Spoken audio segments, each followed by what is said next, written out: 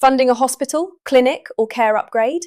The biggest risk often isn't the equipment, it's the process.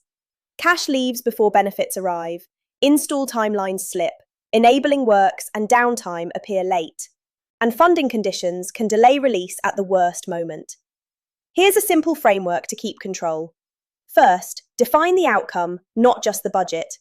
Are you increasing capacity, improving compliance and resilience, cutting energy cost, or expanding services?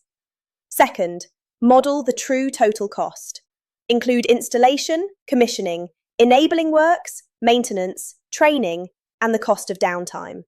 If you only model the asset price, you're not modeling the project. Third, match funding to reality.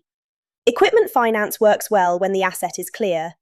Estates or works funding fits improvement programs. Working capital support fits timing gaps for suppliers, but the wrong tool in the wrong timeline creates pressure fast. Fourth, create a one-page decision pack. Scope, phasing, total cost, key risks, owners, and the decision you need today. If you can't explain it on one page, the plan isn't controlled yet. Fifth, stress test the downside. What if install slips 8 weeks? What if utilization ramps slower for 6 months? What if costs rise? If it still works under stress, you're safer. Finally, run a simple cadence, weekly delivery and weekly finance checkpoints, so nothing drifts. If you want, Butterfly can help you structure the plan, model scenarios, and coordinate the right specialists.